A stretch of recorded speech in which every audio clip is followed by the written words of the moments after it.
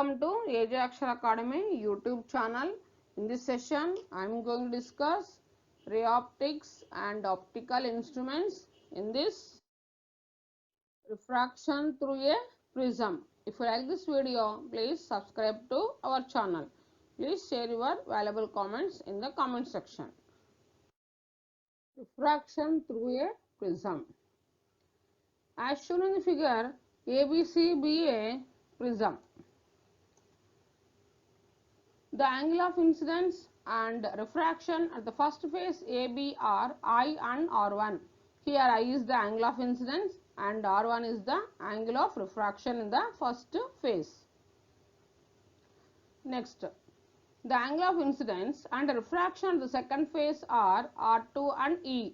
Here now I is the angle of incidence, R1 is the angle of refraction in the first phase.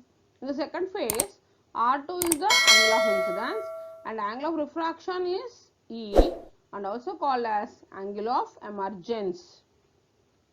Next, here extent of incident ray and extending of this emergent ray will meet at point here at this point. This point makes an angle. The angle between these two rays is known as angle of deviation delta. From triangle EQR, this is EQR. Delta is equals to angle EQR plus angle ERQ. So, from this we can write as EQR nothing but I minus R1 plus angle ERQ nothing but E minus R2. So, here taking minus common, so I plus E minus of R1 plus R2. Then the angle between the emergent ray RS and the direction of incident ray PQ is called the angle of deviation. Here extending of angle of incident ray, this is incident ray and this is emergent ray. The angle between the emergent ray RS and direction of incident ray PQ is called angle of deviation delta. So, this is the angle of deviation delta. In the quadrilateral AQNR, angle A plus angle QNR is equals to 180 degrees. Consider this as equation number 1. From the triangle QNR, this is triangle QNR. In this triangle QNR, sum of the angles is equals to 180 degrees. So, R1 plus R2 plus angle QNR is equals to 180 degrees. Consider this as equation number 2. Comparing equations 1 and 2, we get R1 plus R2 is equals to A. Consider this as equation number 3. So, total deviation delta is equals to I minus R1 plus E minus R2. So, from this delta can be written as I plus E minus of R1 plus R2. So, delta is equals to I plus E minus A. Consider this as equation number 4. So, as the angle of incidence increases, the angle of deviation decreases and becomes minimum and then increases. Here, as shown in the graph, if you are increasing the angle of incidence, the angle of deviation will decrease. So, and then it becomes minimum and then after that it increases. Okay. Next, the minimum value of deviation is called the minimum deviation, that is dm. The refracted ray inside the prism becomes parallel to its base. So, we have delta is equals to dm, I is equals to E is equals to R1 is equals to R2. From equation 3, 2R is equals to A. So, that implies R is equals to A by 2. This is equation number 5. From equation 4, dm is equals to 2I minus A. So, that implies I is equals to A plus dm by 2. This is equation number 6. So, the refractive index of the prism is N21 is equals to N2 by N1. that is equal to sin I by sin R, that is equal to sin of A plus dm by 2 by sin A by 2.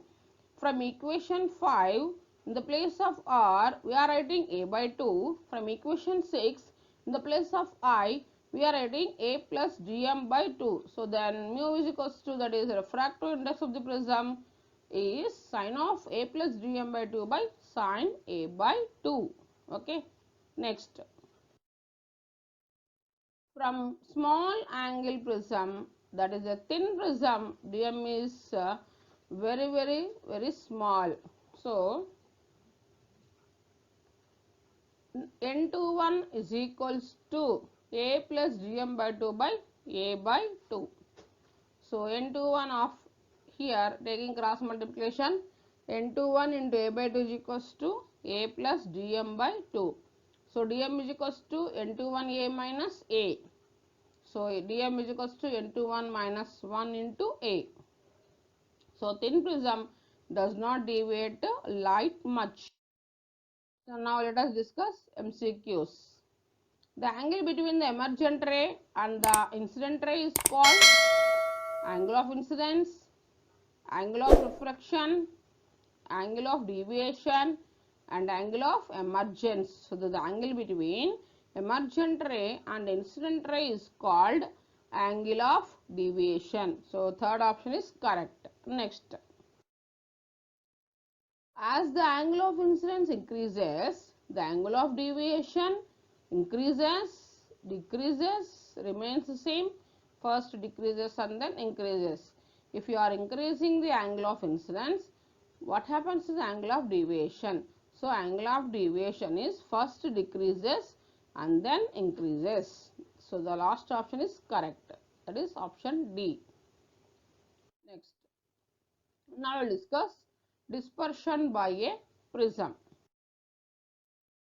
In this dispersion by a prism, here as shown in the figure is a glass prism, and now we are setting the white light into the prism. It splits into 7 colors, that is its constituent colors, that is known as spectrum. So splitting of white light into its constituent colors is known as dispersion. So when a white light passes through a prism, it splits up into different component colors. This phenomena is called dispersion. Okay. Next, it is due to the refractive index of a prism. So refractive index of a prism is different for different wavelengths. See, as shown in the figure, now we are sending the white light. It splits into 7 constituent colors, that is red, orange, yellow, green, blue, indigo, violet, that is VIBGR. Here delta R and delta V. So here whenever the light ray is traveling from rarer to denser, it bends towards normal, and whenever the light ray traveling from glass to air, it bends away from the normal. Then here splitting of the white light into its constituent colors in between red and violet, that is our spectrum VIBGR on the screen.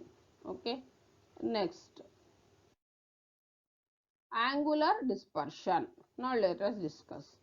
The difference in the angle of deviations of any pair of colors is called angular dispersion, theta. For those two colors, the deviation of violet color is delta V, the deviation of yellow color is delta Y, and the deviation of red color is delta R. So the deviation of yellow color is delta V, Y is taken as mean deviation. Here angle of dispersion nothing but the difference in the angles of deviations of any pair of colors is called angular dispersion theta. So delta V is equals to mu V minus 1 of A, and delta R is equals to mu R minus 1 of A, and delta Y is equals to mu Y minus 1 into A. So angular dispersion for violet and red, that is theta is equals to delta V minus delta R, difference in the angle of deviations of colors violet and red, that is theta is equals to delta V minus delta R. So that is equals to mu V minus mu R into A. Now dispersion power omega. Let us discuss. Dispersion power indicates the ability of the material of the prism to disperse the light rays. So it is the ability of the material of the prism to disperse the light rays. So omega is equals to angular dispersion between red and violet colors by their mean deviation. So it is the ratio of angular dispersion of two extreme colors to their mean deviation, that is delta V minus delta R is equals to mu V minus mu R into A. So omega is equals to delta V minus delta R by delta V plus delta R by 2. So this can be written as omega is equals to delta V minus delta R by delta Y. This is the dispersion power.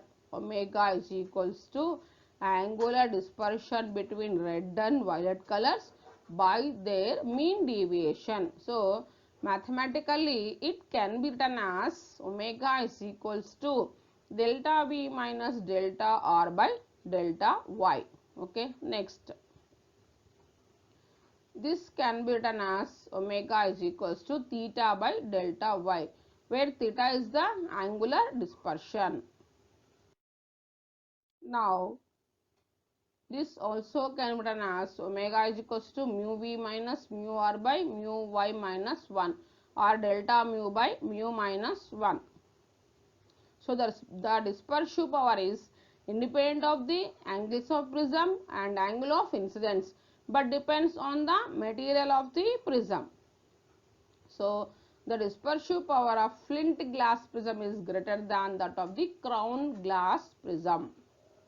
So if two prism of angles A and A dash and refractive indices mu and mu dash are placed together, the total deviation delta is equals to delta 1 plus delta 2. So that is equals to mu y minus 1 of A plus mu y dash minus 1 of A dash. So total deviation theta is equals to theta 1 plus theta 2. So that is equals to mu y minus mu r into A plus mu y dash minus mu r dash into A dash. Deviation without dispersion or achromatic prism.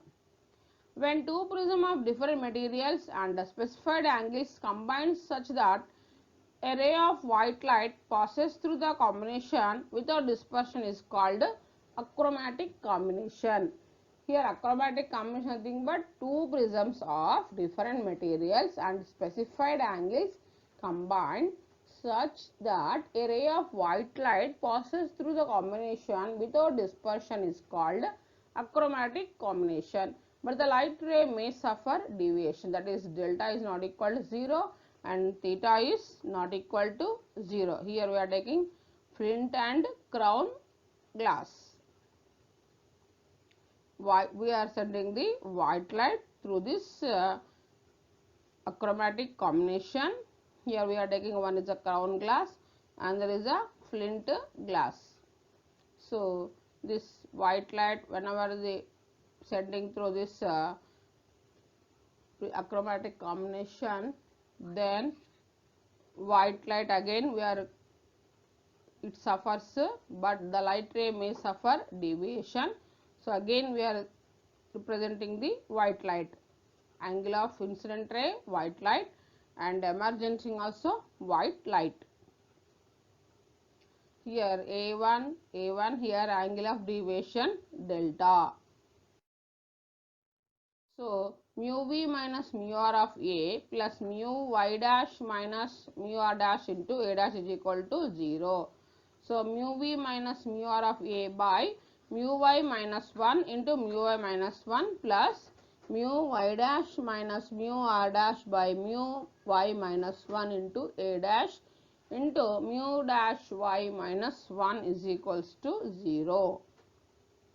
Or omega c delta c plus omega f delta f is equals to 0.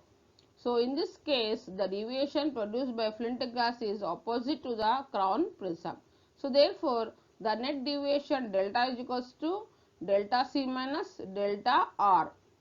So delta is equals to mu y minus 1 of a minus of mu y dash minus 1 into a dash. So delta is equals to theta c by omega c minus theta f by omega f. Dispersion without deviation or direct emission prism. Let us discuss. So if the angles of the crown and the flint gas prism are so adjusted that the deviation produced for the mean rays by the first prism is equal and opposite to that produced by the second prism. Then finally such combination of two prisms will produce a dispersion of the incident beam without deviation. Now, so that is delta is equals to 0 and theta is not equal to 0. So mu y minus 1 into a plus mu dash y minus 1 into a dash is equals to 0. So mu y minus 1 by mu v minus mu r into mu v minus mu r into a plus mu v dash minus 1 by mu dash v minus mu dash r into mu dash v minus mu dash r into a dash is equal to 0. So that is theta c by omega c plus theta f by omega f is equals to 0. So in this case, as the dispersion produced by the flint gas prism is opposite to crown glass prism. So therefore, the net angular dispersion theta is equals to theta c minus theta f. So theta is equals to mu v minus mu r into a plus mu dash v minus mu dash r into a dash r. Theta is equals to mu v minus mu r into a by mu y minus 1 into mu y minus 1 plus mu dash v minus mu dash r into a dash by mu y minus 1 into mu dash y minus 1 is equals to 0. So theta is equals to omega c delta c minus omega r into delta omega f into delta f. Now let us discuss MCQs. The dispersive power is dash of the angles of the prism and the angles of incident, angle of incidence, dependent, independent, same, none of this. The dispersive power is dash of the angular prism and the angle of incidence. So that is independent. So it is independent. Okay, second option is correct. Next, the dispersive power of flint glass prism is dash than that of crown glass.